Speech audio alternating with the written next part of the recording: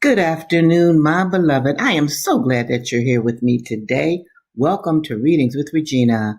And before I get started, I just want to remind you how important it is to read or to be read to. It does wonderful things for the brain. It gives clarity to the brain.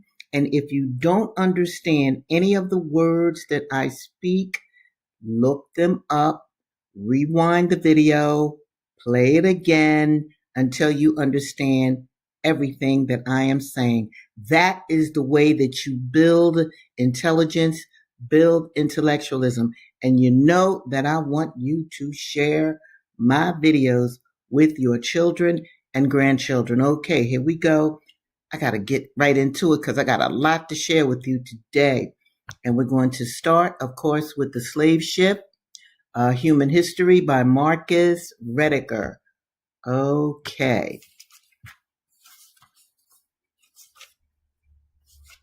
All right. Lorenz, remember him? I talked about him on Tuesday. Lorenz made a conscious decision to withdraw much of his business from the slave trade around 1763, although he remained involved by taking numerous slave cargoes on consignment. You know how today you go to a thrift store and you can buy clothes and things that are on consignment? Lord have mercy. You could actually do that in the slave trade.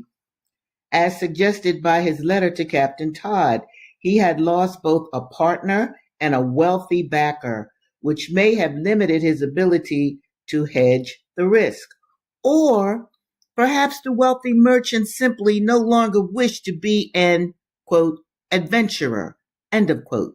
In any case, he turned his attention and his slave trade profits to becoming a planter, a land speculator, and a politician.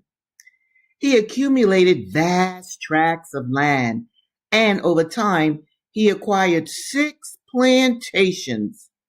2, Broughton Island and New Hope, were in Georgia, and 4 were in South Carolina, Wamba, Wrights, Savannah, Mount Tacitus, and Mempkin. The last of these, his main residence, was 3,143 acres on which several hundred slaves produced rice and other commodities for export, which were then shipped 30 miles down the Cooper River to Charleston, and from there pumped into the Atlantic economy. Lorenz turned his economic power into political power. He was elected to office 17 times. You go, slave trader. You go, slave ship captain. Serving in the South Carolina Assembly and the Continental Congress, ascending after a short time to the presidency of the latter. He helped to negotiate the Treaty of Paris, you go enslaver, which gave the American colonies their independence, and he was selected to represent South Carolina in the Constitutional Convention of 1787.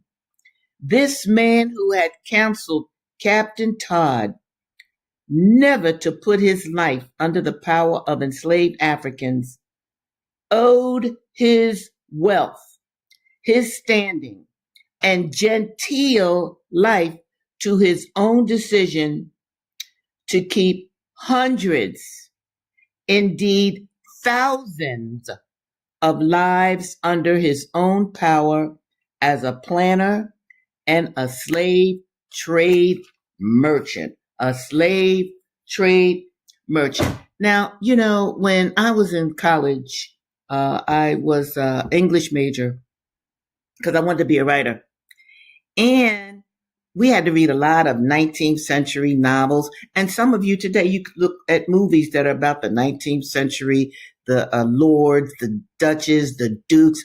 How do you think they got their money?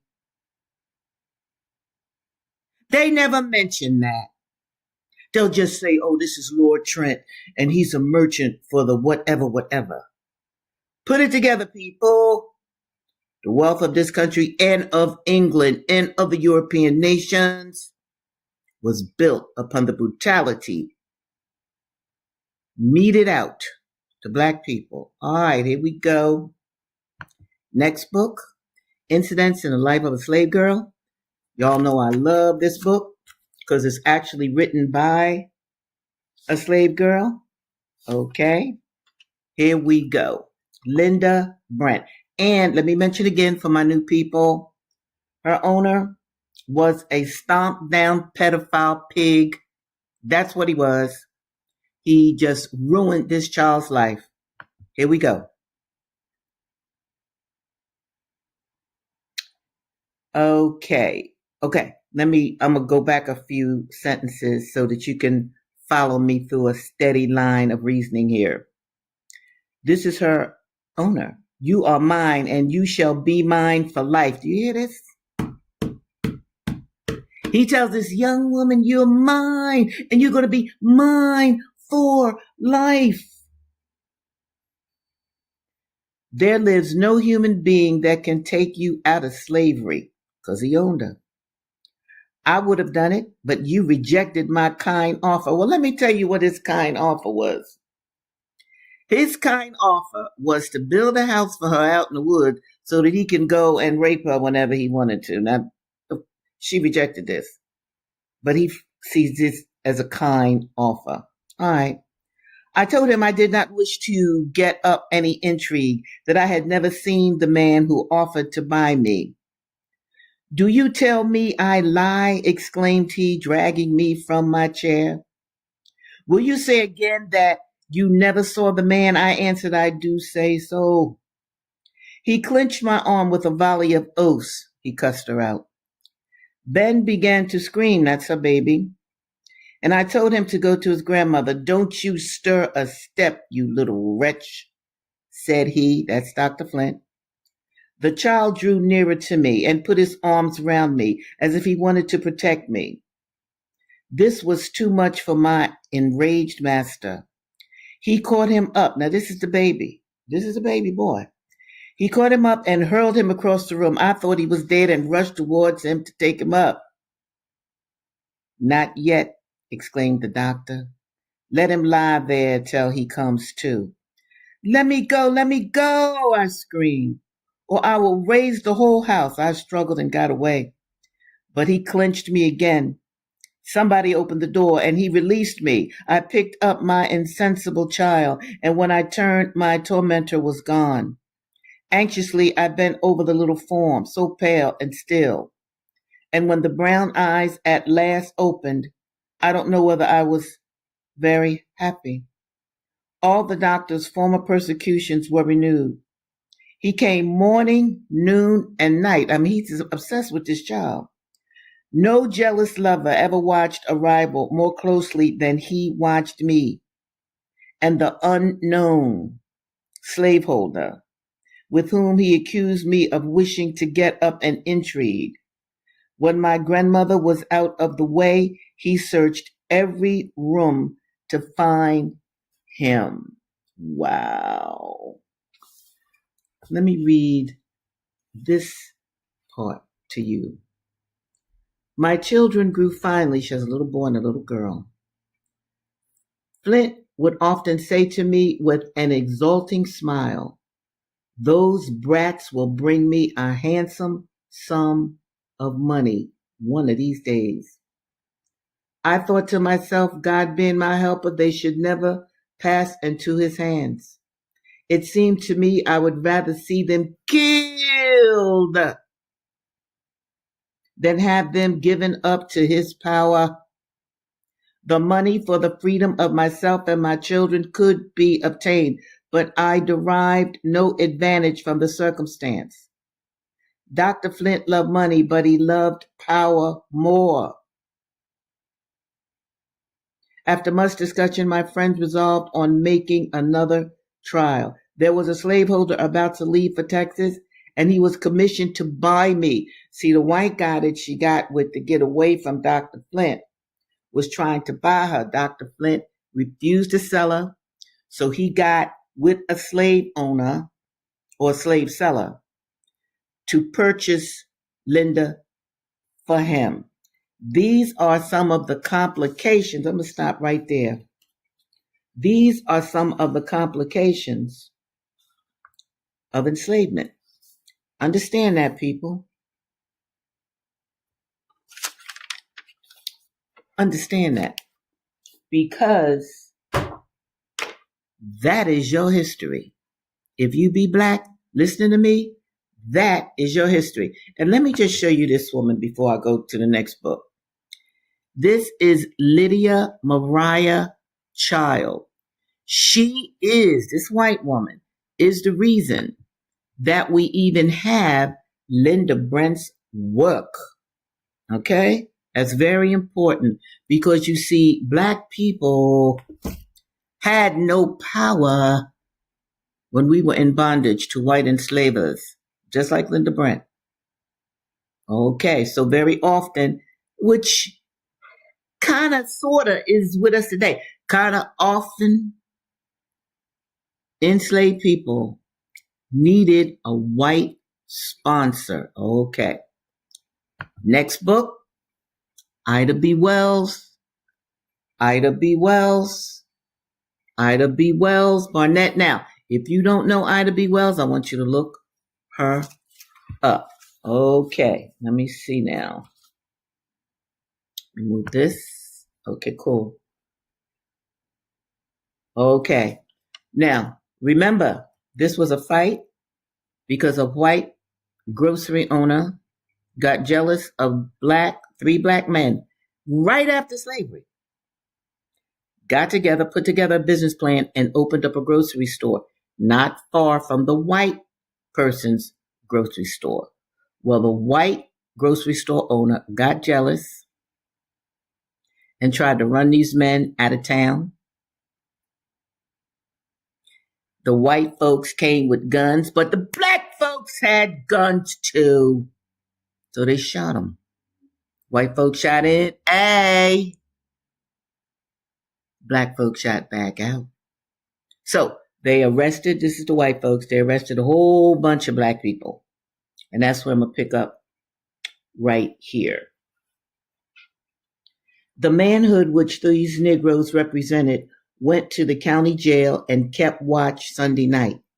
This they did also on Monday night, guarding the jail to see that nothing happened to the colored men during the time of race prejudice, while it was thought that the wounded white men would die. On Tuesday, following the newspapers, which had fanned the flame of race prejudice, announced that the wounded men were out of danger and would recover. The colored men who had guarded the jail, because the white folks had just arrested a whole bunch of black men. The colored men who had guarded the jail for 2 nights felt that the crisis was past and that they need not guard the jail on the 3rd night. While they slept, a body of picked men was admitted to the jail, which was a modern Bastille. This mob took out of their cells Thomas Moss, her friend, Calvin McDonald, her friend, and Henry Stewart, the 3 officials of the People's Grocery Company. And this is the 19th century, the late 1800s. And they called it the People's Grocery Company. Dig, that is amazing. They were loaded on a switch engine of the railroad, which ran back of the jail, carried a mile north of the city limits, and horribly shot to death.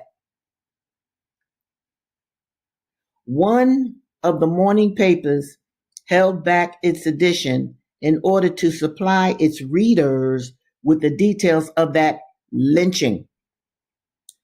From its columns was gleaned the above information, together with details which told that, quote, it is said that Tom Moss begged for his life for the sake of his wife and child and his unborn baby, end of quote. Now, these white demonic bastards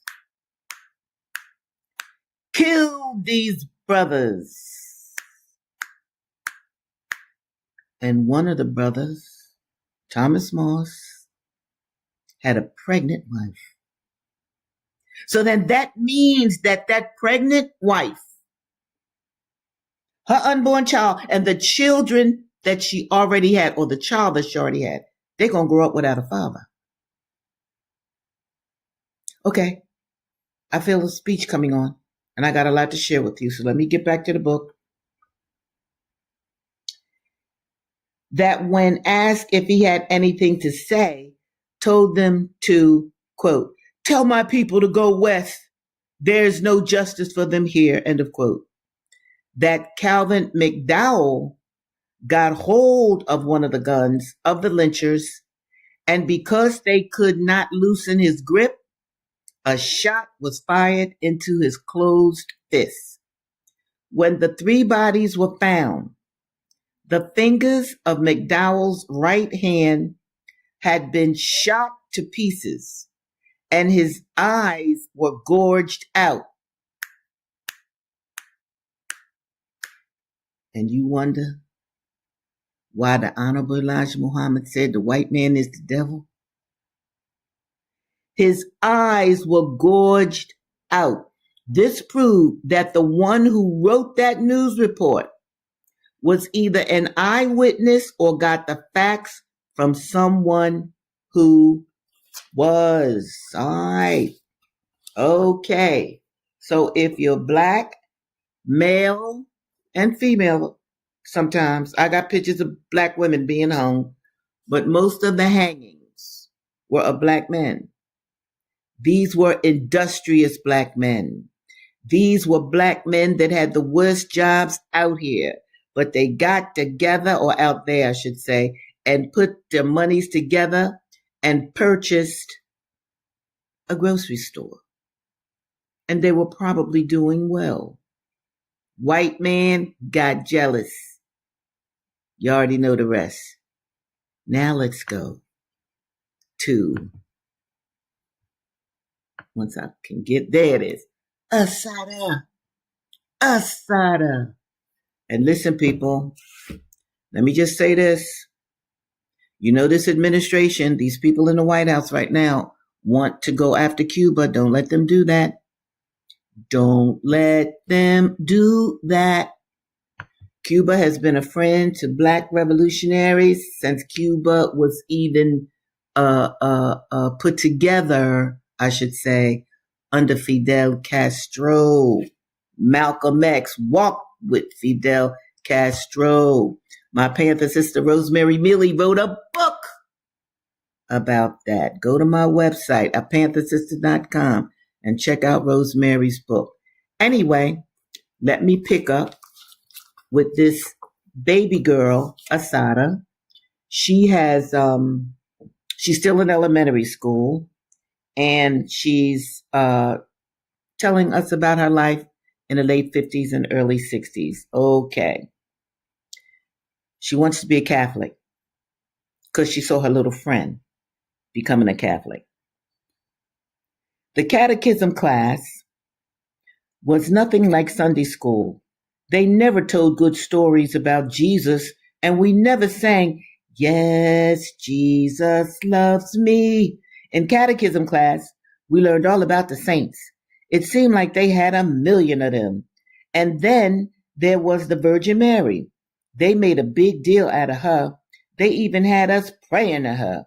I would do it, but that story was always kind of hard for me to swallow. Nothing about the Catholics was simple. They even had different kinds of hell.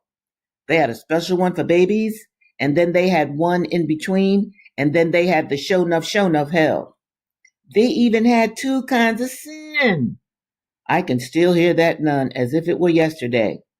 Now, a venial sin is a sin that's not so bad. It's a white sin. But a mortal sin is terrible. It is a black sin. You get my drift.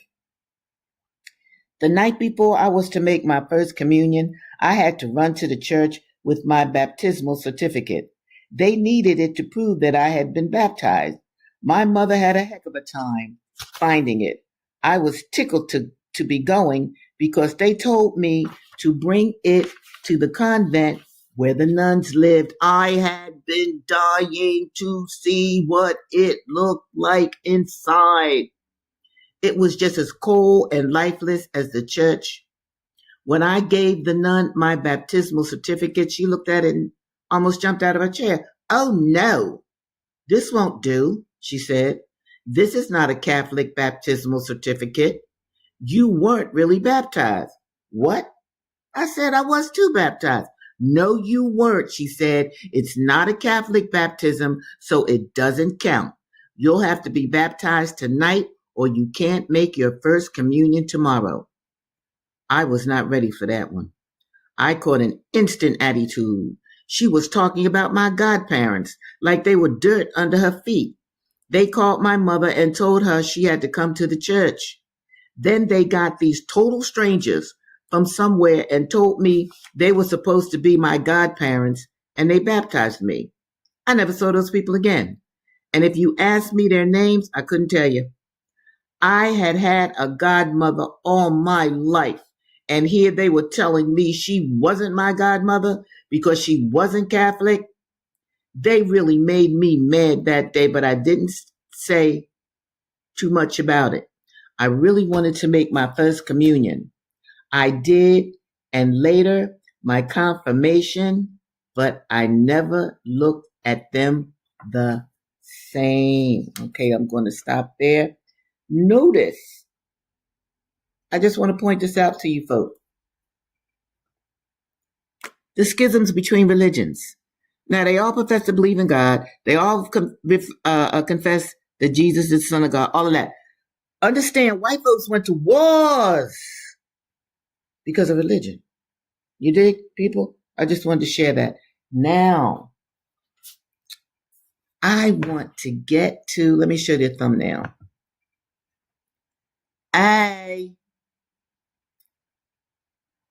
Panthers. Captain Pete O'Neill and Charlotte and ATR, that's African Traditional Religion, priestess.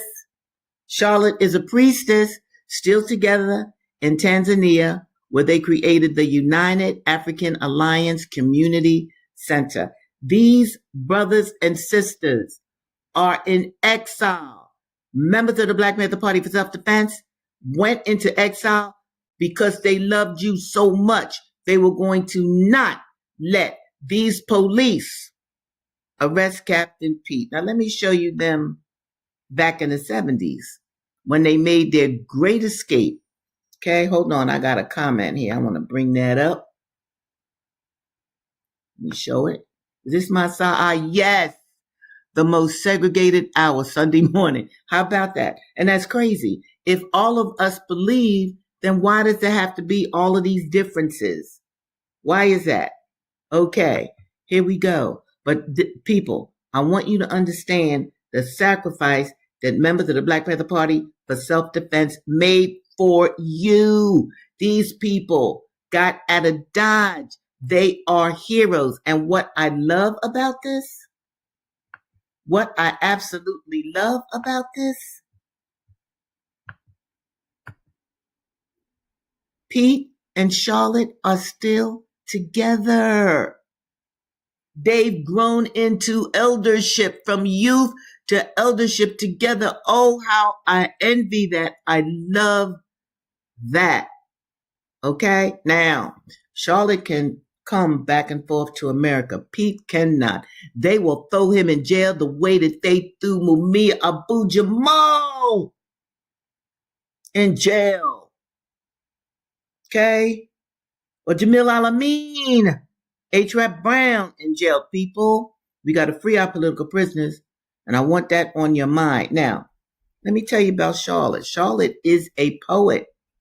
Where is her book? I don't think I have her book. Well, let me do it like this.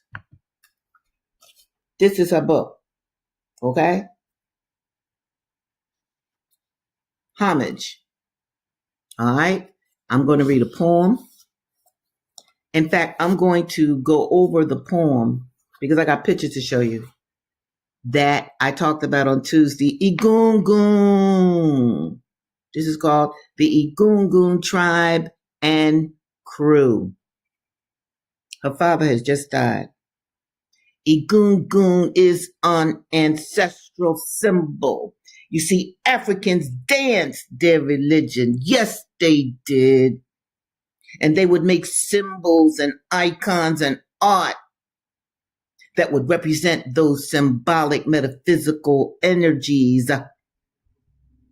Bring them down to earth. Can you imagine that? This is called Egungun and Crew. They were waiting at the Blue River, waiting to welcome Dad back home. Our Egungun, our Egungun, hi. I see them 3,000 strong. They were waiting at that Blue River with foaming crests of gold and white. I could see them shouting and guiding Dad with beautiful, strong voices, urging him to come into that shimmering light that surrounded them and enveloped him. And the joy that I witnessed was palpable to my ears and soothing to my sight. There was Dad's mother, Mama Esther Honeysucker, dressed in her finest Pentecostal white robe, who Dad hadn't seen for more than 9 decades, since he was a child of just 9 years old. And there was Grandfather Lee Hill, who survived and outlived all 3 wives. He was dressed to the nines in his silk shirt and gold spun suspenders and his Panama straw fedora crown of white. And there were Dad's sisters and brothers, 8 among the 3,000 singing, "Those gates are open, our son, our brother. We got your back like none other." The jangling tambourines were backing those voices, and the drum sound resounded like centuries before. Everybody had smiles of joy and blessings as they stomped and sang and shouted out to welcome Dad home. Through the gates of those widely open doors, Dad's eyes flickered and rolled back in his head as I told him over and over to not be afraid. See, she's with her dad as he's dying, as he's taking his last breath. I held his hand and moaned and sang the ancient songs to him, and ancestor voices resounded as they sang, "Come on, Sterling Emmanuel, we've been waiting for you. We got your back, we got your front. Heck, this is your clan and your crew." I know that time is irrelevant in spiritual matters. It's true. It seems all this happened at least 1,000 years ago, but the days have added up to have been just 32. Dad heard Egungun, Egungun sing that the timing was blessed. Yes, the timing was right, and he settled right into that long sacred flight. But before he closed his eyes and took his last and final breath, a huge swirling wind from Ia-Io blew right outside Dad's door, ushering him into a new adventure on the other side of death. Dad inhaled in relaxed peace for a few moments, it seemed. Then his last inevitable exhalation was softly and gently achieved. All right, let me show you. Egungun. That's the Egungun African costume. You dig? Because like I said before, on the continent, they would bring God down to earth aspects of God. That is Egungun's costume. Let me show you some more pictures. I love this book.